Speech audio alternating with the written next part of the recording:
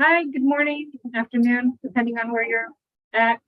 We're just going to wait just a tiny bit for more people to trickle in, and two of our speakers. Thank you for being here. It was awesome the way that you pronounced your name. I think it helps people a lot. My English is my second language, and when I go, my husband is from the Midwest, and he tells me, like, sometimes my father-in-law tells me, like, there's these towns in the Midwest that have like Saint-Pierre, and he's like, oh no, sweetie, that's not how you pronounce that.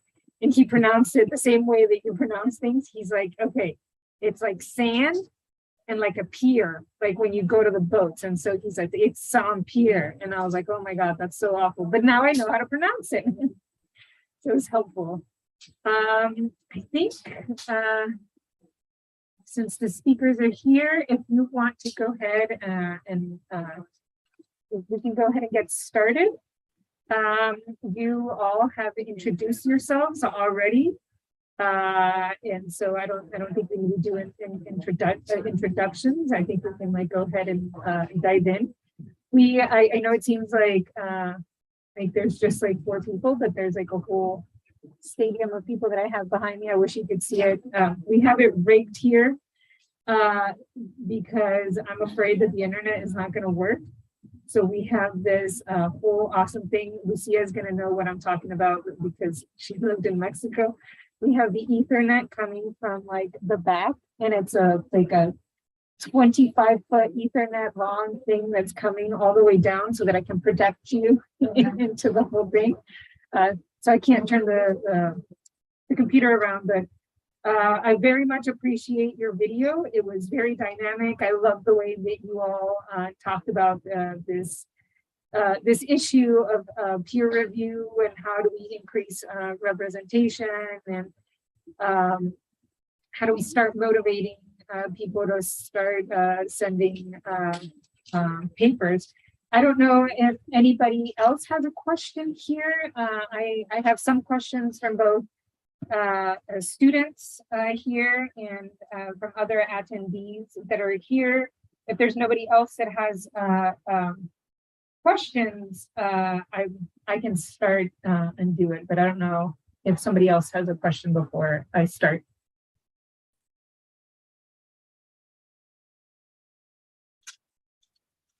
All right, I'm going to give. I don't have a question. I just want to say thanks so much for having us, and thanks for organizing this wonderful event.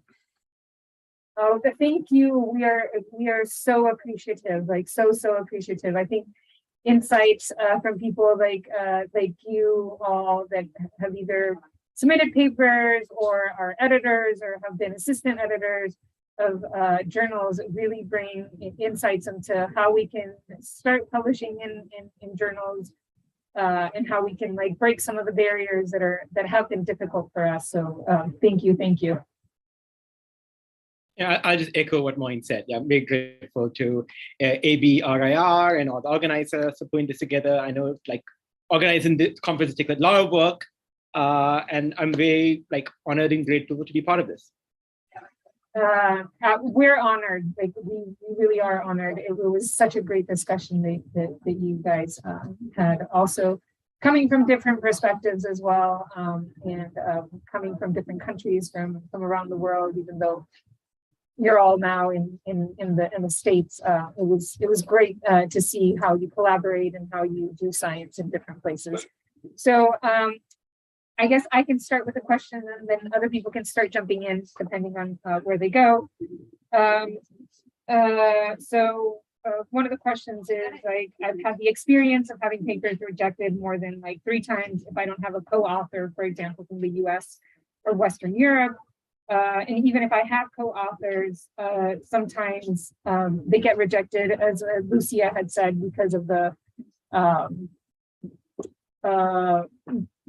the sample or the topic or whatever. So how do we start dealing with that? And you started getting through that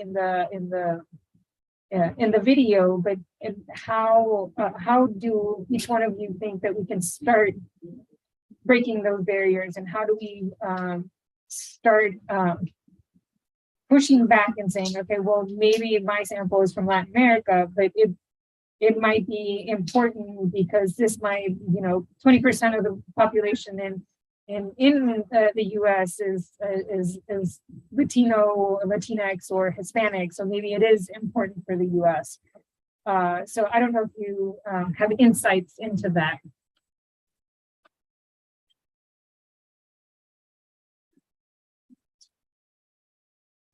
I mean, so this is not a short-term solution, right? But a medium-term solution is one that I think Moin discussed as part of the YouTube video. Fundamentally, in the medium term, right? What those of us who are not sort of who have not of U.S. origin or don't do research that focus solely on sort of convenience samples in the U.S., it's important to get on editorial boards. It's important to review for journals, right? And start being one of the voices within the journal that's providing that type of feedback that, yes, even though your sample is from sort of a Southern American country, it's still important, right? It provides just as much information about human psychology as a sample in the US, right? So I think in the medium term, this is an argument for getting more involved with journals, right? To find ways to review for the journal, to become a member of the editorial board, to book your way up. Because part of the reason why those types of papers are getting pushback is because the pool of reviewers has a set of ideas about what constitutes publishable research. So I would start with that. Yeah, I think that's a great idea too, and I think I'll communicate it to my students. And I think there's a, sometimes a barrier of thinking of like, well, I'm just a student, like, how do I review? Or I'm just like, I'm a researcher from Latin America, like, who would want me to review anything? And so I think, but I think that's one of the things that we need to start doing. Like, if you want your voice heard, you need to speak up. And I think that's one way of like speaking up, of like volunteering to review. And there's a lot of opportunities, like even joining Twitter and seeing like, oh, who wants to be a reviewer for that? And you can sign up for a lot of those things. So I think that's some great advice. Anybody else? Yeah. And of course, we need a longer term solution. But I would encourage, in my experience, I would encourage everyone to start circulating the preprint. If you're struggling to get it to a journal, even getting your ideas out there, really encouraging sharing those preprints through Twitter. It's not the solution, right? We want to see the science in the journals, but it has been helpful for me to circulate my ideas at least there while we're fighting the fight, and appealing or going to other journals, finding a journal that's more open to international work. That would be one recommendation. I think those are both really good recommendations. And I think it's something that we don't really think about a lot, at least not here in Mexico, of like getting your preprints out, like getting people out there, and then people are going to start recognizing your name from preprints and from like other areas. And I think that's something that's a really good other way to start going. Thanks. I want to add one really short-term kind of strategy, which is hard to say how effective it really would be. But so in some circles, including most of the folks at this conference, are pretty well aware of these biases and how they play out. Many people have experienced them. But in my broader experience, these things aren't widely known by a lot of editors and authors, that manuscripts are treated differently based on where the authors are coming from or where the samples are coming from. And I met a lot of people who don't even believe it. When I talk about my experiences, they kind of assume I'm making it up or I misunderstood or something like that, which of course isn't the case. So one short-term thing that can be done is if you have a paper that's rejected clearly because of the location, and sometimes they're explicit about that, right? It's too limited of a population or whatever, write back to the editor and do so politely, but you can write back and just say, hey, this doesn't really seem to be like an appropriate scientific reason to reject the paper. You publish many papers from limited populations that are from the US or from Western Europe or whatever, just kind of trying to let them know that this is a potentially problematic way to be doing things. And that might not change anything, but it puts the issue on their radar. And it's possible it's an editor who just really never thought about it before because it's not part of their everyday experience, because they are not attending discussions like these and they're not clued into this issue. And it could lead, that is a sort of an appeal, and they could possibly say, you know what, you're right about that. Let's reconsider. Or hopefully you're planting a seed that could then help somebody down the road. It really doesn't cost you anything because your paper is already rejected. And so you really have nothing more to lose right at that point. But that's just a little thing that I think people can do. I think I always try to advocate for the idea that communication with editors should be a communication. You can write back and ask questions and get clarifications. And the worst thing that's going to happen is that they won't ever respond to you. And then you're exactly where you were when you started. And so there's really not much to lose by trying to get more information and trying to raise awareness. Yeah, thank you for that answer. And I think it bridges really well to like another question that I got specifically to you, Moin, that you suggested on the video about like writing to editors before we even publish. Is that something that you recommend we do most of the time? And is that like something that, because I've never done it and I've been publishing, I think, for the past, like 6-7 years, maybe 10, I don't know. I don't want to feel old. I'm just going to say 5. And I've never done it before, but I've heard of the practice. So is that something that's common? Should we do that almost every time, or should we do it just every time that we think it might be something that might be not within the scope of the journal? Yeah, that's a great question. I don't recommend doing it every time. It depends how often you're submitting papers, but that would be kind of a lot. I think if authors were always doing that, then it would become a pretty burdensome, it's a lot of email. I really think you should reserve it for those times when you're just not sure. So if the topic is sort of maybe on the border of what gets published in the journal, it's worth checking in. If they have a really weak history of publishing work from underrepresented countries or underrepresented authors or underrepresented populations, whatever, that could be an opportunity to say, hey, I realize you don't publish much on this, but is this kind of thing something you would consider? So I definitely suggest keeping it to those times when it's kind of like, you're not exactly sure. And again, I really appreciate it as an editor when people do that. I wouldn't say they do it a lot, but certainly it does happen on a regular basis. And it usually is coming from, I would say, mostly underrepresented countries, authors from underrepresented countries who are not sure if their paper would get a fair shake at the journal. And again, some editors disagree with me. They don't like this advice just because they don't want more email.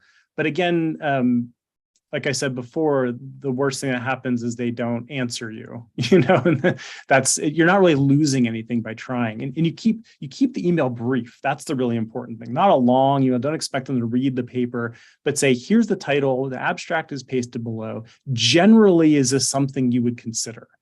And again, that saves me a ton of time if the answer is no. Right? And saves authors a ton of time as well.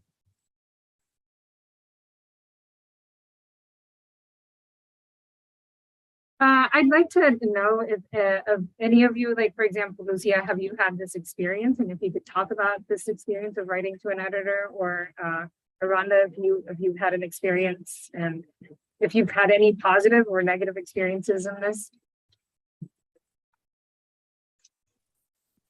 I could mention, I'll mention one positive experience. And it had to do, so one of my main lines of research is looking at and improving the quality of research on post-traumatic growth.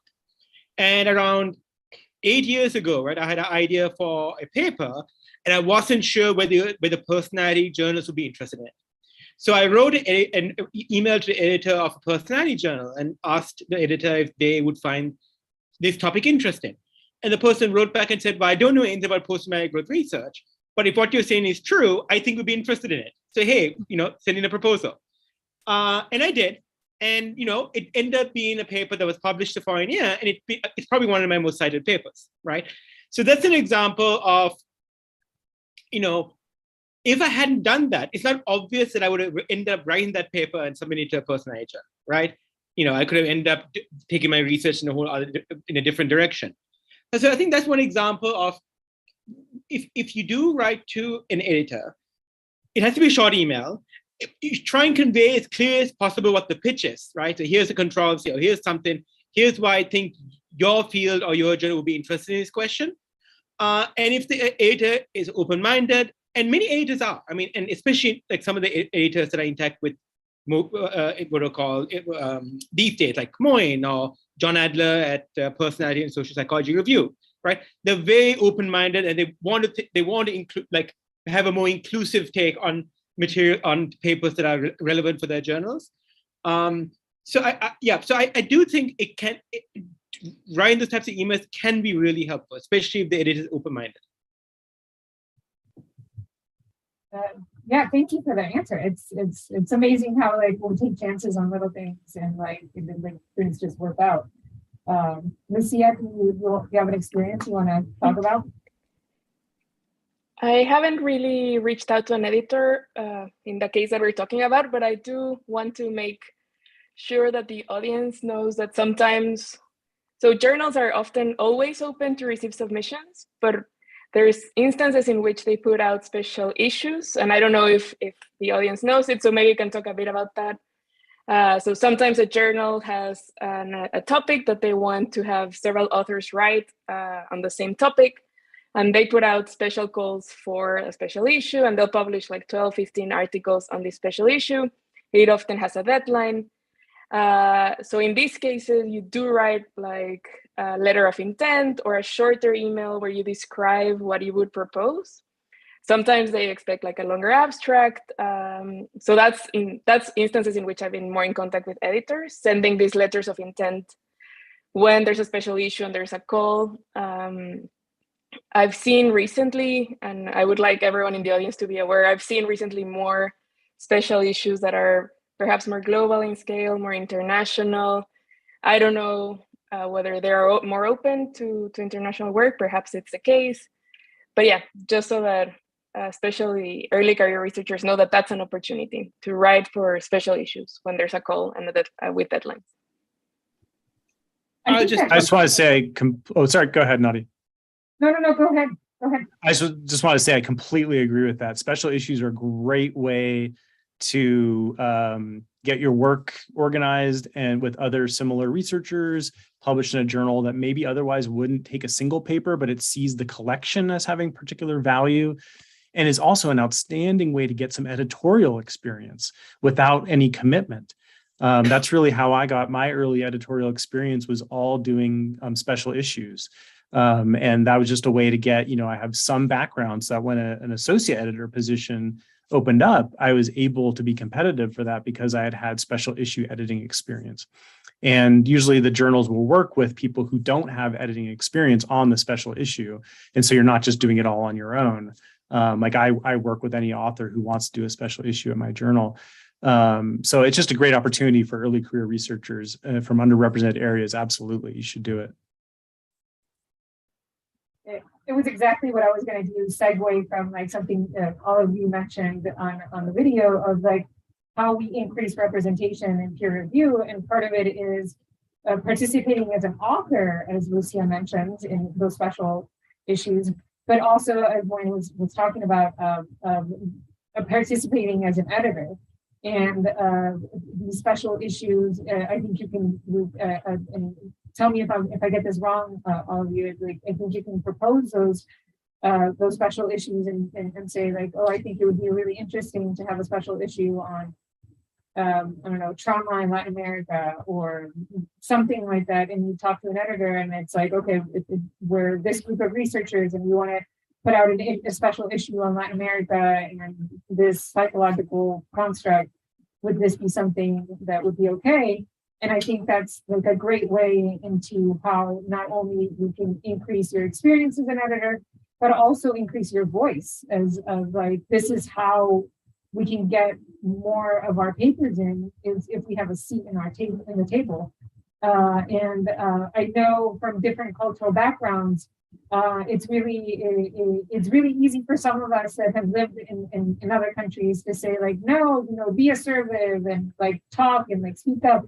And there's a lot of cultures where that's like very negatively seen, of like speaking up or like saying, or speaking up against like the whichever authority it might be. And it's something that I try to tell my students, like, at least if you're within the system of the US publishing, you need to speak up or you won't be heard.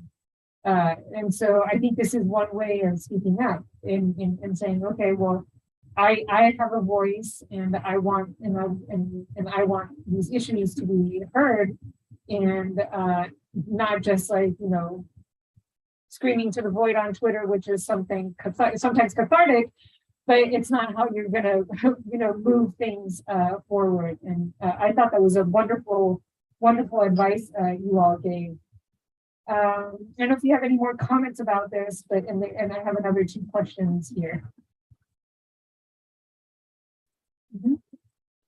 I'll just mention briefly, right? So, I'm in the moment like reading through letters of intent for a special issue that I'm doing. And, one thing that is on the minds of the editors with whom I'm working is representation and diversity, right? So there's, at least right now, there's sort of intentionality about having this wider representation of authors as possible. So I think, submitting for special issues is one clear pathway, right? And, if you do make it into a special issue, then that also affords opportunity then, right? To start reviewing for the journal, to start being an editorial board. So I just want to underline what both Lucia and Moin said. Go ahead, Lucia. If I may put in a plug for those of you who are in developmental psychology or science, I know Developmental Psychology, which is one of the leading journals in the field, they have a special initiative right now where they're looking for editorial fellows from marginalized backgrounds. It's open especially for early career psychologists. It closes on November 1st, and I would encourage anyone to apply. There's going to be training, there's going to be mentorship around editorial skills. I'm happy to share the link on Twitter. I'm not affiliated by anyways, but I think it would be a fantastic opportunity for anyone with a developmental background. I think it's paid too, isn't it? Isn't there some payment? Yeah. Van a pagar también. So I think it's important. Natalia is like, yeah, I understood that. People think that Portuguese and Spanish are the same. It's not. It's really different. But we can understand each other sometimes. So I think that's important, and those are the types of like opportunities that we don't hear sometimes. For all of you that are here, I recommend that you start a Twitter account or LinkedIn account. Mm-hmm. Twitter is a great place to get like information about all these opportunities. And a lot of these editorial things come up, and they pay you, and they pay you in dollars, which is, a lot of money here. And so there's like a saying here in Latin America, you're making dollars and spending pesos is the dream. And so these are very, very important opportunities that I think that you should get, not only just like, to get dollars, because dollar bills, but also to like increase like diversity, increase representations, increase like your voice. Your voice is more heard if you're in the table rather than you're just like, ranting to the void. So I think these are very great opportunities. There's also, I think Collabra is looking for an editor as well. And there's all of these societies, and that's another thing that's important. There's like the Society for Research in Adolescence. That if you want to join, there is a waiver for joining if you come from an underrepresented country. I'm not associated with any of these, but I know there are a lot of societies that have that. Heidi here from Many Babies is putting, there's a website called for editorial fellowship, which I think is what Lucia was talking about. Fellowship means money, so that's important, especially for a lot of graduate students that need the extra money. So I think it's great. I think this is a great suggestion. I was gonna put on the chat that that our time is gonna end in like 5 minutes. We've actually only had half an hour because we didn't want to take a lot of your time. But if you have time and want to stay and want to keep on chatting, we have a whole hour for us to stay here, so we can stay as long as the panel has time. And if you need to leave, we totally understand. And so this, to continue so that we can maximize our time, Aranda, there was a question on here from one of the students. I had them do it for homework. I have all my little like notes and papers about you had a comment that an associate editor, you could recognize which articles were likely to be rejected in peer review. And you know, as young researchers, it could be interesting to know what are those characteristics that articles have that allow you to recognize their rejection in advance. Like, what are the things that like jump at you that you're like, okay, this is not going to go. That's a good question. So the first thing is that it depends on the journal, right? So right now I'm an associate editor for 2 different journals, and the scope of the types of articles each journal publishes is different, right? So one journal is the Journal of Personality and Social Psychology, and the other journal is Applied Psychology, Health and Wellbeing. So for Applied Psychology, Health and Wellbeing, the focus is on studies or intervention, like so basic research studies or intervention studies that are related to well-being, right? Not so much mental health or psychological challenges, but more like the promotion of mental health of well-being outcomes, right? So there's a specific charge that journal has, and the idea is that any article for it to be comparative for the journal has to meet those criteria of answering those broad set of questions. Now, for the Journal of Personality and Social Psychology, there's this explicit goal that it's meant for articles that advance the science of personality in a substantive way, right? It's also a prestige journal. So there is this sort of implicit idea that a paper that gets accepted at JPSP has to have a seismic impact on the field, right? Which is, I have views on that, right? Like, if it's good science, it's good science, right? But it is true that some associate editors will sort of think about whether a paper is JPSP worthy. And that's where you can run into some problems because it's very subjective, right? So you can have, I will say, in my personal experience, in terms of the articles I've reviewed, the articles I've sent out for revised and resubmits, the ones I've rejected, it is true that to some extent, I know my decision is based on my own beliefs about what is good science, what isn't, right? And I acknowledge those beliefs might differ from person to person. So with JPSP, one consideration is the work a substantive contribution, right? So is there enough information in the paper that makes you feel confident that this is an interesting question that's been answered in a substantive manner, right? So typically, it would have to be, not always needs to be, more than one study, right? Depending on the question, right? So the certain studies where a single longitudinal study would be more than enough. But one thing you would try and suss out when you read a paper the first time is that, do they do a good job of providing a substantive answer to the research question that they're providing? Another criteria is how strong is the theoretical claim that they're testing, right? Is it something novel? Is it something that's been tested before? So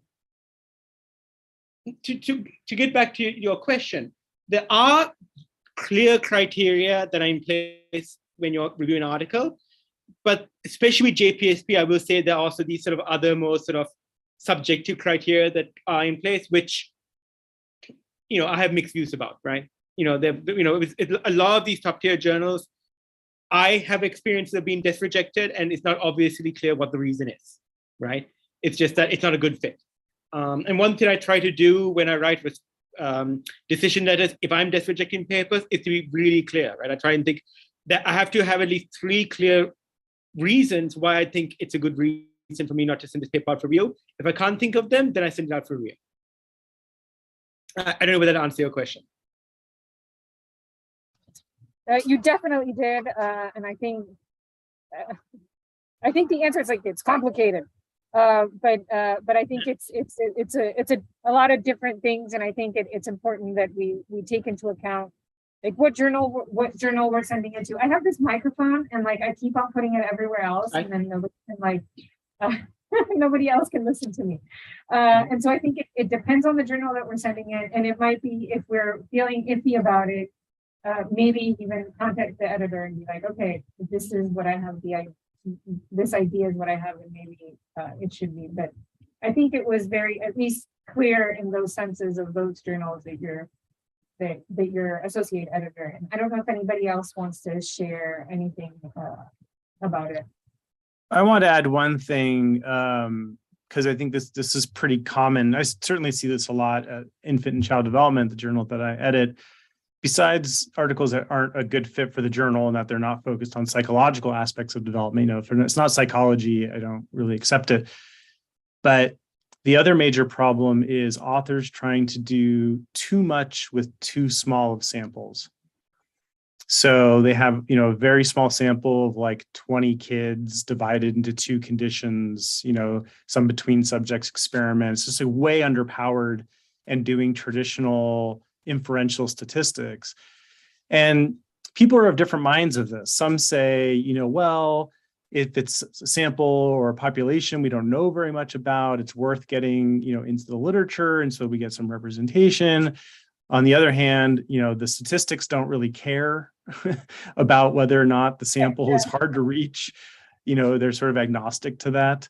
And so what I try to do in those cases, because I don't think it does anyone good to have low quality work in that respect from underrepresented populations. I don't think that actually is beneficial personally.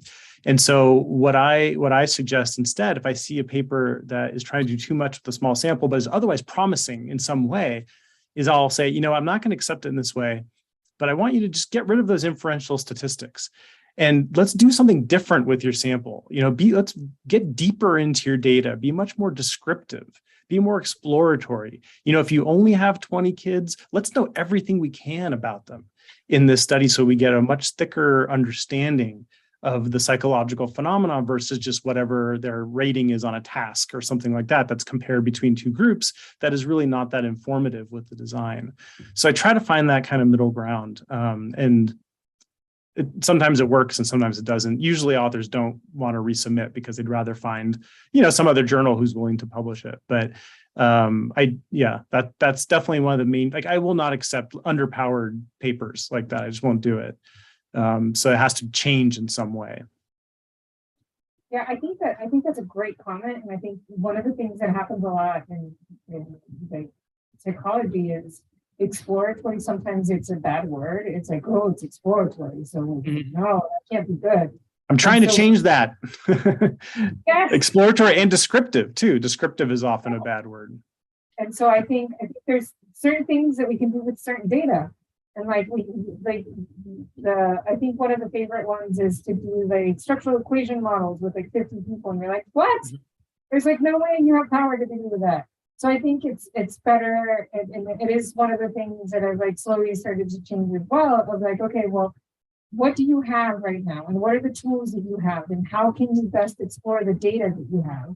And so that I'm really glad that there's people like you that are like, okay, well, if you do have a very like hard, because it's not the same to say, oh, I have 20 kids from, the United States, and they that's middle class, and we just went to one school and just got them, versus like this is an indigenous population from like Mexico, and it's like, okay, well, it was really hard to get that sample, so there's no way I'm going to get like another 200 kids to do this. So what can we do with that? So I think it becomes, again, to bring back ABRIR and the whole thing of like increasing representation and increasing diversity by saying, okay, how can we use this data and how can we make this better so that we can talk about this in a better manner. So it's really nice that take note of who takes those types of studies. So I want to build on what Moin said, and also maybe reference back something you mentioned earlier, Nadia. So, I remember a few months ago, I asked Moin for a review for a manuscript. He provided exactly the type of very constructive feedback, right? So you have concerns about the power that you have in your sample, but how about you try X, Y, and Z? But I also think that, I get so many reviews from people who simply say, oh, this isn't good because of X, Y, and Z, and that's the extent of the review, right? The way, people, people don't have that much time. I get it's easier for people to simply say what's wrong with it as opposed to being constructive and saying, okay, here are the problems, but here's how I think you can solve it. And I would just say, like, as those of you who are hoping to sort of get more involved with reviewing, get more involved with journals, as you do reviews, keep that in mind, right? Because I think that's the type of reviewing that we want to norm, right? Not just sort of this doesn't meet the standard, goodbye, but more like, but here are the limitations, but here's how I think this could work. I think that will lead to a much more constructive peer review process. So pretty much everyone be more like authors are people too. So like treat people like you want to be treated. So I tell my students that all the time. Like, if you're going to review a paper, like, write it like you're reading it. Like, you're going to be the person that's going to be reading it. So don't be mean. Like, be nice and like try to be constructive. Like, this is not the best fit for right now, but how can you make it better, either for this journal, but for other journals? And so that's really, really nice. Lucia, sorry, I interjected. No, to add to what everyone has said, I really think taking as many steps as you can. We have talked so much, and I'm sure you'll talk about open science practices, reproducible science practices. So I think if you can pre-register your analysis before conducting them, and you can add that information to the paper and to your cover letter. Ideally, if you can have some exploratory and confirmatory analysis, if you can share your data, if you can share your scripts. I think that's something that's easier to do, and it makes the paper much stronger, and it'll be received more favorably, I think, in these types of journals. Pre-registration, I think, is something everyone can do. The other steps might be harder, but I think it can make your paper stronger, and our science in general stronger. And to add to that, I recently submitted to Clinical Psychological Science. I would really encourage everyone to go see their author guidelines. I think they're really pushing the needle on expectations for reproducible science. And they have a great checklist of things you can consider. And even if you don't submit there, I found them incredibly helpful to think about how ideally our science should look, right? Pre-registering, sharing data, sharing code. So just as a learning exercise, I think it's great to go review those guidelines. I would second that. I think clinical psych science, especially in the last few months, they've integrated some new policies, which I think are really very good. Natalia's asking if you could share the link, Lucia, to the thing, either here or on Twitter or wherever, and I can share it later. But I'd like to also say and like highlight that, like, the earlier in the process you do this, the better, because like it gets there was this one when I was in my career. I had gone to many of these like exams of like doctoral or master's exams, and I was in one specific master's one. There was somebody on their committee that they were like, "This is all wrong," and you're like, "Okay, first of all, like you were on their committee and you could have given feedback beforehand. But second of all, I think the earlier in the process that you can give that feedback, the better." And so if you have a pre-registration and you can share it with people and be like, "Okay, this is the data that I plan to collect, and this is the analysis I plan to do," and then share it around and be like, "What do you think?" It's much better than, you have your data already, you've done your analysis and you've invested a year or two on things. It's a lot harder, like Wayne said, to be like, okay, I'll change my whole perspective and we'll change the whole paper and try to do it all over. Than just like to start from the beginning and be like, okay, well, this is what I plan to do. Can I get some feedback then? And so I'm gonna ask another question, and because we're over our time, but I wanted to ask. There was a question for Lucia from one of my students that wrote down here, and she said one of the situations that you commented that makes it easier for you to publish is being associated with a university in the United States. What barriers to publishing do you think, as a researcher who is just beginning his or her professional career, could have on that person? And what do you recommend to do so that this process isn't as difficult? Yeah, so I do recognize some of the privileges that I have, and definitely being affiliated with a university in the United States. For example, I've never gotten the feedback of you need a native English speaker to review your paper. I haven't gotten that feedback. I know other colleagues do have that. And I'm not a native speaker myself, but I think, for example, that helps me. So it is hard. I'm trying as much as I can to collaborate with colleagues in Mexico, in Peru, where I do my work, trying to bring people to these positions of privilege to hopefully lower entrance, but it is hard. And I think the other easier thing we have, even if you were living and working in the United States, is going to conferences and meeting people. I've learned so much about the editorial process by attending these conferences, meeting colleagues in these settings. So I think in that sense, attending hybrid conferences virtually, if you can, I think that has lowered the barrier of attendance. And really, that's when we talk about networking, that's, it shouldn't be the case, but I do think if you go to these conferences, people are more familiar with your work, can understand it a bit better, can advocate for you. So that's why I'm a heavy Twitter user. I was earlier in my career, and that opened many doors. So I'd recommend you do that and take opportunities as much as you can to connect with others. Attending this conference is a great first step. Yes, so that's what I would recommend.